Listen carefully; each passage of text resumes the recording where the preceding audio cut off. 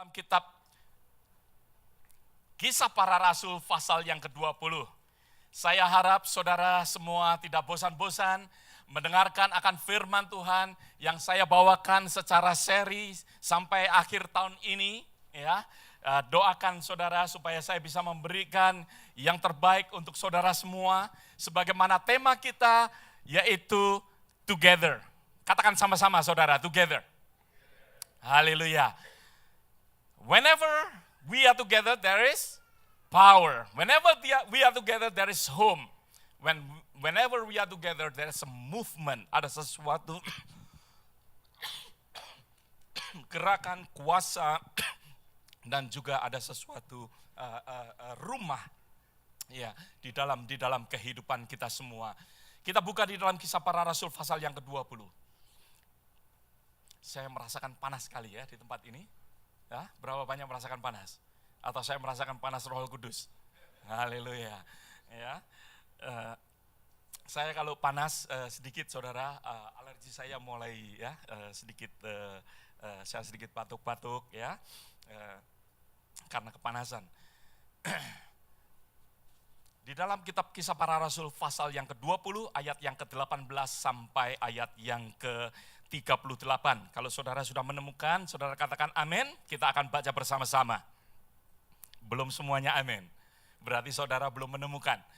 Kitab Kisah Para Rasul pasal yang ke-20 ayat yang ke-18 sampai ayat yang ke-38.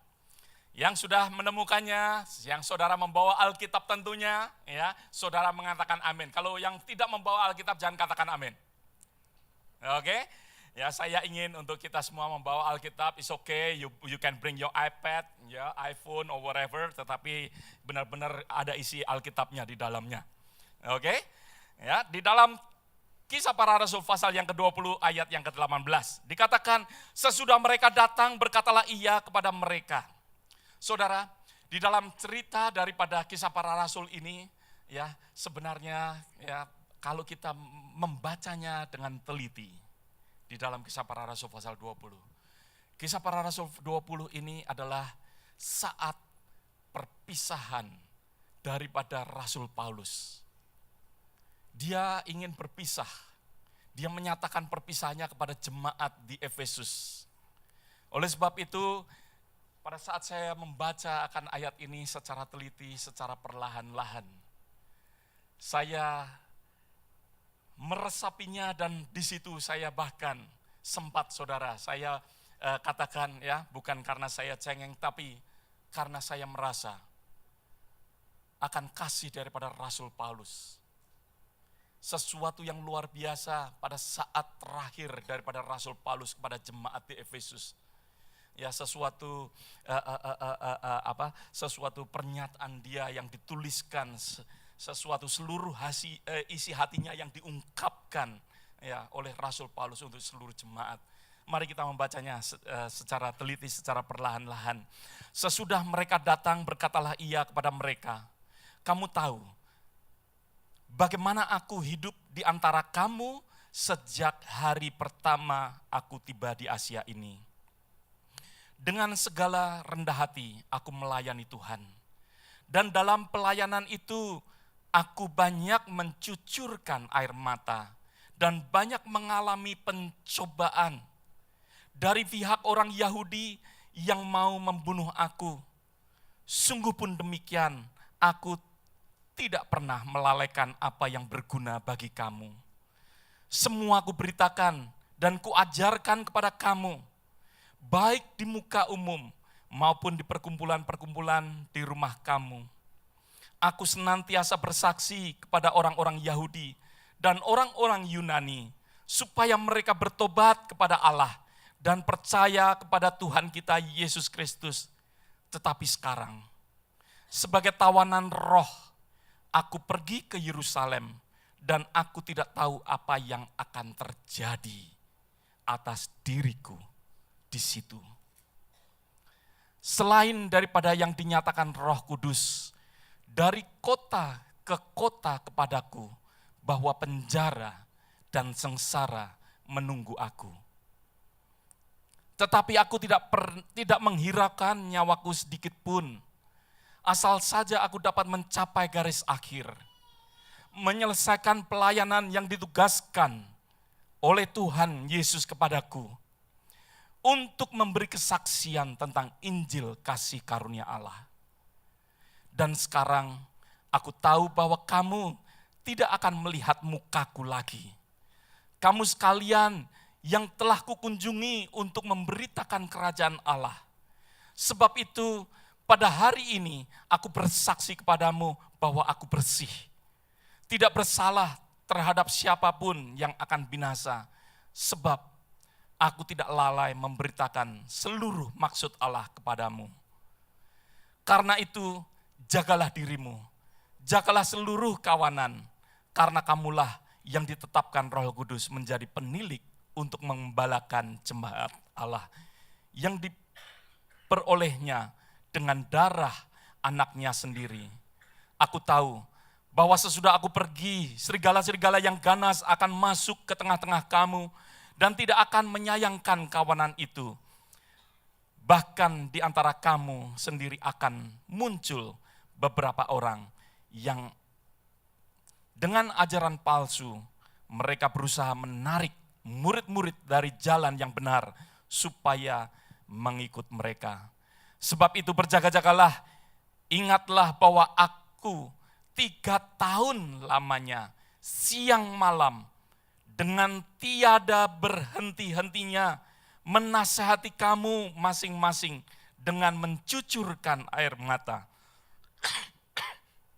Dan sekarang aku menyerahkan kamu kepada Tuhan dan kepada firman kasih karunia-Nya yang berkuasa membangun kamu, menganugerahkan kepada kamu bagian yang ditentukan bagi semua orang yang telah dikuduskannya. Perak atau emas atau pakaian tidak pernah aku ingini dari siapapun juga. Kamu sendiri tahu bahwa dengan tanganku sendiri aku telah bekerja untuk memenuhi keperluanku dan keperluan kawan-kawan seperjalananku. Ayat 35. Dalam segala sesuatu telah kuberikan contoh kepada kamu bahwa dengan bekerja demikian kita harus membantu orang-orang yang lemah dan harus mengingat perkataan Tuhan Yesus, sebab Ia sendiri telah mengatakan adalah lebih berbahagia memberi daripada menerima. Sesudah mengucapkan kata-kata itu, Paulus berlutut dan berdoa bersama-sama dengan mereka semua.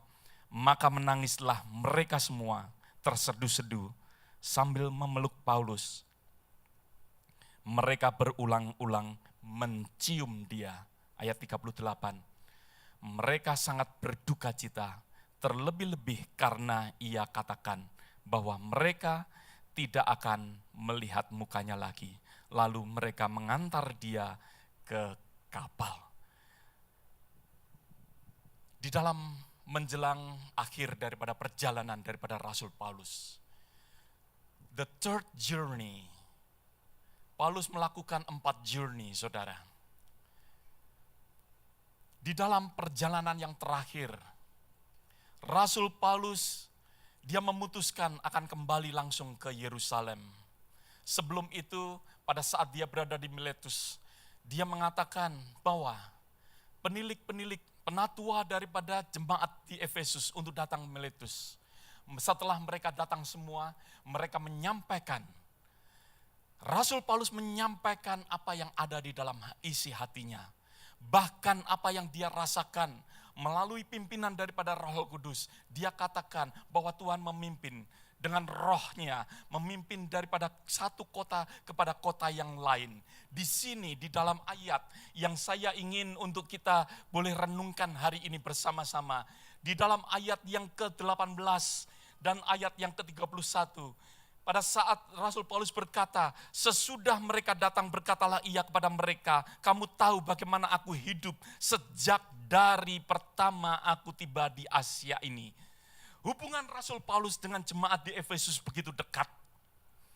Pada saat 3 tahun yang lalu, kalau kita membaca di dalam ayat yang ke-31, bahwa Rasul Paulus pada saat itu telah 3 tahun, dia begitu setia melayani akan jemaat di Efesus. Dengan kesetiaan daripada Rasul Paulus, kita melihat bahwa dari sejak permulaan sampai akhir daripada 3 tahun yang dia lakukan, Rasul Paulus begitu setia.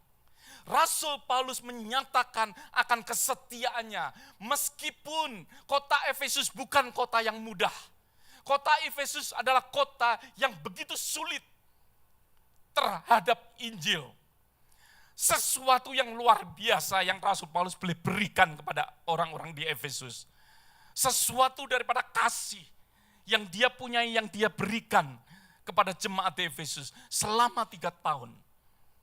Saudara, pada saat saya membaca akan hal ini, merenungkannya, betapa sulitnya, betapa pencobaan, betapa segala sesuatu terjadi, dikatakan di dalam kehidupan daripada Rasul Paulus.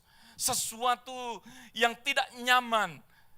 Ada hal-hal pada saat mungkin, kalau saya boleh melihat di dalam pekerjaan misi, ada sesuatu saat-saat yang mungkin enak, mungkin bisa melihat sesuatu sightseeing dan lain sebagainya. Tetapi kita boleh melihat apa yang diterima oleh Rasul Paulus, apa yang dikerjakan oleh Rasul Paulus. Rasul Paulus hidup di dalam sesuatu yang mana dia setia, meskipun banyak hal yang terjadi di Efesus pada saat itu. Dia menghadapi segala tantangan, menghadapi segala kesusahan, menghadapi segala kesulitan. Tetapi Paulus boleh hidup, dia tetap taat, setia, dia tetap bisa diandalkan, dia tidak pernah putus asa. Kita bisa melihat sesuatu kehidupan daripada Rasul Paulus, yang mana dia dapat diandalkan, dia tidak pernah putus asa, dan bahkan roh yang ada di dalam dirinya tidak pernah kendor sedikit pun. Sesuatu kesetiaan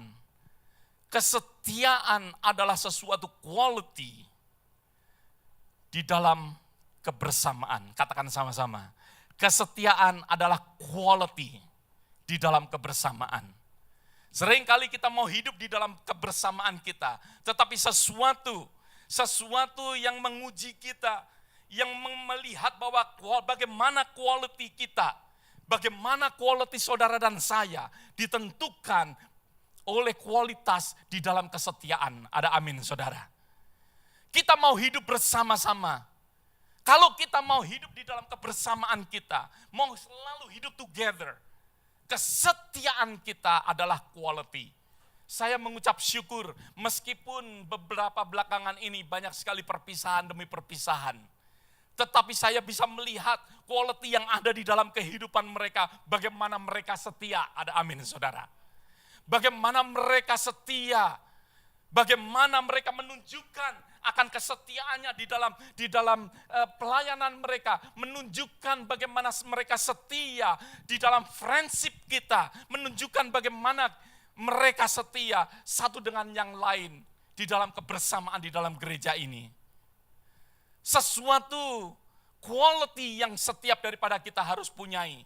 Mungkin saudara dan saya tidak perlu berpisah, tetapi kita bisa menyampaikan akan quality melalui kehidupan kita setiap hari secara bersama-sama. Ada amin saudara. Sesuatu quality yang saudara dan saya bisa berikan, yang dapat kita kerjakan di dalam kebersamaan kita, di dalam rumah tangga kita. Bagaimana dengan rumah tangga kita, bagaimana kebersamaan, bagaimana quality yang kita bisa tunjukkan. Bagaimana quality di dalam kehidupan kita sebagai anak-anak muda. Bagaimana quality di dalam friendship kita. Bagaimana quality di dalam pacaran kita. Ada amin saudara. Tuhan menginginkan adanya sesuatu quality di dalam kebersamaan kita. Yaitu di dalam kesetiaan. Seringkali kita hidup tanpa ada sesuatu kesetiaan. Bagaimana kehidupan kita sebagai suami istri. Kalau saya banyak berbicara di dalam hal family, karena saya ingin membangun strong family di dalam gereja AFGF.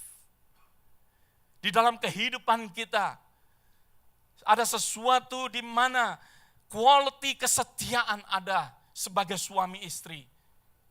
Ada sesuatu kesetiaan di situ. Di bagaimana yang kita bisa kerjakan di dalam pekerjaan kita. Ada sesuatu quality kesetiaan yang kita bisa lakukan. Di dalam pekerjaan kita juga ada, amin saudara. Di dalam pelayanan kita, di dalam relationship kita satu dengan yang lain. Bagaimana kita bisa berikan kepada mereka. Dunia ini membawa. Beberapa saat yang lalu saudara saya mengucap, wow luar biasa. Saya melihat berapa banyak tahu Dave Ward. Enggak ada yang tahu saudara ya. Dave Ward adalah anchor ya daripada ABC Channel 13 ya TV. Dia sering membawakan news jam 6 dan jam 10 malam. Ya, saya enggak melihat selalu, tetapi pada saat saya membaca Houston Chronicle last Wednesday, wow, dia umur 72 tahun saudara. Dia sudah kerja di satu station, just one station. Dia umur 72 tahun dan saat ini dia memperpanjang kontraknya, menuliskan, menandatanganin kontraknya. Ya, yang dia cita-citakan. Dia sudah 45 tahun bekerja di stasiun yang sama. 45 tahun. Di tempat yang sama. Wow.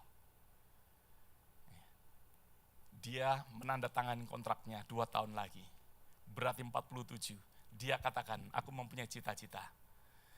Tuhan memberikan kekuatan, aku mempunyai cita-cita untuk mencapai 50 years. Bekerja, dia katakan, wow. Dunia membawa kita saat ini, perhatikan anak-anak muda yang hidup di zaman ini. Zaman dulu, zaman Pak Simon, Pak David, kita gampang setia karena nggak ada channel yang lain. Setia nontonnya TVRI, masih ingat? Ya, buka TV, TVRI. Tapi sekarang begitu banyak channel membuat saudara hidup tanpa disadarin, tidak setia. Tanpa disadarin. Bukan berarti saudara nggak bisa memilih, tetapi dunia ini membawa kehidupan kita nggak setia. Berubah-ubah channel. Apalagi TV bisa dibuat berapa channel, langsung nonton bareng. Ya, saudara, dengan kehidupan kita saat ini mudah sekali. Saudara mau nonton siaran Kristen, banyak sekali. Saudara bisa nonton di TV, membuat hidup kita ya nggak setia. Mudah sekali nggak faithful. Tanpa disadarin, bukan berarti bukan berarti kita nggak boleh melihat yang lain. Ya, tetapi keadaan zaman membuat kita nggak faithful. Saudara mau membeli sesuatu yang dulu mungkin saudara setia dengan Sears. Tetapi sekarang online, New York lebih murah. Tempat-tempat lain lebih murah. Tanpa disadarin kehidupan kita membawa kita untuk tidak faithful. Saya mengucap syukur kalau Tuhan mengajar kita untuk faithful. Ada amin saudara. Rasul Paulus begitu menunjukkan akan kesetiaannya. Meskipun di dalam 3 tahun, mungkin ada orang mengatakan sebentar, ada orang yang mengatakan lama, tetapi Rasul Paulus mengatakan dari sejak mula sampai 3 tahun dia faithful. Bagaimana dia melayani, bagaimana dia memberikan, melakukan sesuatu untuk Efesus. Saya percaya di gereja ini pun, saya melihat banyak orang-orang faithful. Ada amin saudara, tepuk punggung saudara dong. Ya. Pak Simon, Tante Mary sudah menikah berapa tahun? 55 tahun. Tepuk tangan untuk Pak Simon dan Tante Mary. Saya sengaja, saudara, mari bangkit berdiri Tante dan Pak Simon, mari bangkit berdiri. Ya. Mari kita boleh melihat bahwa mereka faithful. Ya. Mereka faithful. saya mengajak Pak Simon ayo sama-sama ke Indonesia tahun ini. Dia katakan, wah Tante Mary nggak bisa ditinggal. Wah, saya nggak bisa memaksa Pak Simon, ya, tapi saya tahu bagaimana dia rather stay home karena dia mengasihi akan istrinya. Ada amin, saudara. Disinilah kesetiaan. Disinilah kesetiaan yang saya ingin ada di dalam kehidupan kita. Banyak di antara kita juga sudah setia di dalam pelayanan kita. Ya. Saudara, mungkin kita tidak dapat berkhotbah. Mungkin kita tidak bisa menyanyi. Mungkin kita tidak bisa memainkan musik. Mungkin saudara tidak bisa mempunyai banyak talenta seperti apa yang mereka punyai. Tetapi satu hal yang saudara dan saya bisa lakukan, yaitu setia. Ada amin, saudara. Kita bisa setia di dalam banyak hal. Mungkin kita tidak bisa main musik, tetapi saudara bisa setia. Maka oleh sebab itu saya mengucap syukur. Di dalam kehidupan kita, meskipun mungkin saudara sebagai istri, saudara mungkin gak bisa masak seperti restoran. Mungkin saudara sebagai suami, saudara tidak bisa membawa kekayaan ke rumah saudara. Tetapi yang saudara bisa bagikan, yang bisa berikan kepada pasangan saudara, yaitu kesetiaan. Ada amin, saudara. Saudara mungkin gak bisa masak, mungkin saudara gak bisa membawa uang begitu banyak. Mungkin keluarga saudara, kalau saudara lihat gak seperti keluarga yang lain. Tetapi kita bisa bersama-sama sebagai suami, sebagai istri, membawa ke rumah tangga kita kesetiaan. Ada amin, saudara. Kesetiaan yang sampai akhir. Kesetiaan yang mana dikatakan sampai kematian memisahkan kita. Ada amin, saudara. Sesuatu yang Tuhan mau di dalam kehidupan kita, di dalam kehidupan saudara, biarlah hidup saudara terlatih di dalam kesetiaan itu. Jangan ada yang mencong kanan, mencong kiri. Jangan ada yang coba-coba untuk tidak setia. Tuhan menghendakin akan kesetiaan di dalam kehidupan kita. Kita baca bersama-sama di dalam 1 Korintus. 1 Korintus pasal yang ke-6. 1 Korintus pasal yang ke-6 di dalam ayat yang ke 1 Korintus pasal yang ke-4, ayat yang kedua.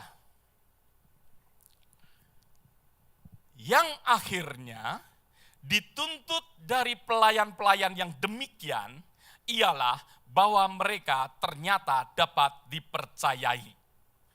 Di dalam bahasa Inggrisnya dikatakan, moreover it is required in stewards that one be found faithful. Faithful. Yang dituntut, bahwa di dalam ayat ini menunjukkan kepada kita bahwa Tuhan menuntut. Saudara dan saya adalah pelayan-pelayan Tuhan. Tuhan memanggil kita untuk menjadi hamba-hamba daripada Tuhan. Bukan kalau dulu kita menjadi hamba iblis, mengikuti akan iblis, kita tunduk kepada iblis, tetapi setelah kita diselamatkan, setiap daripada kita menjadi hamba daripada Tuhan. Tuhan menuntut kita, Tuhan mau ada di dalam kehidupan kita, dikatakan yang akhirnya dituntut dari pelayan-pelayan, steward, pengelola, bahwa mereka dapat dipercayai because you are faithful. Kita dapat dipercaya karena kita setia, sesuatu quality yang dituntut di dalam kehidupan kita sebagai hamba-hamba Tuhan. Setiap daripada kita dituntut untuk kita setia. Ada beberapa hal yang kita mau belajar hari ini. Di dalam hal kesetiaan, kita mau belajar apa saja, area apa saja yang Tuhan mau untuk kita setia di dalam kehidupan kita. Yang pertama, yaitu saudara dan saya, kesetiaan, untuk mempunyai kesetiaan di dalam keluarga yang tadi saya katakan. Di dalam keluarga, Kesetiaan dimulai dari keluarga. Ada amin saudara. Saudara kalau mempelajarin semuanya, di dalam kehidupan kita, di dalam kehidupan daripada penciptaan, daripada dunia ini, daripada manusia, bukan ministry, bukan pekerjaan, bukan apapun juga, tetapi Tuhan menciptakan akan family. Dan disitulah Tuhan mau ada sesuatu kesetiaan di dalam keluarga. Oleh sebab itu saudara, Tuhan sangat menginginkan untuk adanya sesuatu kesetiaan di dalam keluarga. Oleh sebab itu, sebelum dikatakan sebagai penilik jemaat, di dalam kitab 1 Timotius pasal yang ketiga ayat yang kelima, jikalau orang tidak tahu mengepalai keluarganya sendiri, bagaimana ia dapat mengurus akan jemaat Allah. Sebelum kita melakukan akan sesuatu pekerjaan, dimulai dari kesetiaan daripada siapa? Rumah tangga kita. Kesetiaan di dalam kehidupan kita sebagai suami istri. Ada sesuatu kesetiaan yang Tuhan mau, yang Tuhan inginkan terjadi di dalam kehidupan kita. Oleh sebab itu dikatakan untuk kita bisa manage, untuk bisa mengurus akan keluarga kita lebih dahulu sebelum kita mengurus yang lain. Sesuatu saudara, yang kalau saya melihat akan berita di dalam politik ataupun pemerintahan, tidak hanya di United States, tetapi di seluruh dunia. Mereka sudah mulai banyak sekali yang mengatakan, jangan bahasa Jawa itu otek-otek, jangan turut campur, jangan memasukkan urusan rumah tangga dengan urusan pemerintahan. Berapa banyak pada saat pemilihan daripada Presiden Clinton dan Dole pada tahun 90 berapa itu? 96 maybe, ya. Orang try untuk membongkar, ya, akan skandal demi skandal dan lain sebagainya, tetapi dicoba untuk menutupin. Saya percaya saudara, kalau mereka tidak bisa setia di dalam rumah tangganya, mereka tidak akan setia di dalam pemerintahan. Mereka tidak setia di dalam rumah tangganya, mereka tidak akan setia di tempat kerja. Mereka tidak setia di dalam rumah tangga, maka dari itu mereka tidak akan setia di dalam memimpin akan apapun juga. Kesetiaan dimulai di dalam rumah tangga. Tuhan mau apa yang dituliskan oleh Rasul Paulus kepada Timotius, yang mengatakan bahwa kalau tidak dapat mengurus akan keluarganya, tidak bisa setia dengan keluarganya, maka dari itu jangan mengurus akan jemaat Allah. Maksudnya kalau kita tidak setia dengan sesuatu yang Tuhan berikan, yang kecil, jangan kita mengurus sesuatu yang besar. Tuhan mau kesetiaan dimulai dari rumah tangga. Kesetiaan dimulai di dalam kehidupan setiap suami ataupun istri. Tuhan mau di dalam kehidupan kita untuk selalu hidup di dalam kesetiaan. Berapa banyak suami dan istri katakan amin. Saudara, amin saudara pelan sekali. Ya, saudara sepertinya kurang yakin atau saudara karena tidak setia. Ada amin saudara? Amin. Kesetiaan di dalam kehidupan rumah tangga.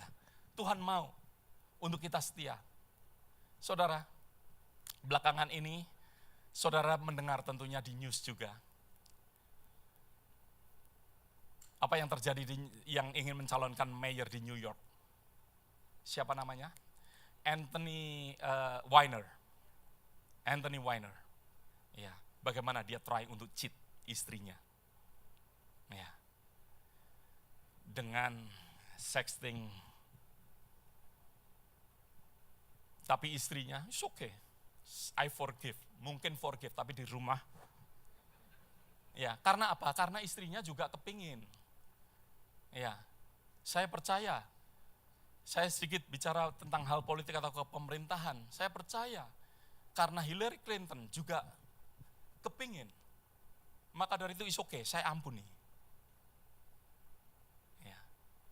Kesetiaan demi kesetiaan saat ini Tuhan mau ada di dalam kehidupan. Itu sesuatu yang dituntut oleh Tuhan. Saudara, kesetiaan bukan dalam hal jasmani saja. Kesetiaan banyak hal, ya, yang mana kadangkala kita atau saudara tidak setia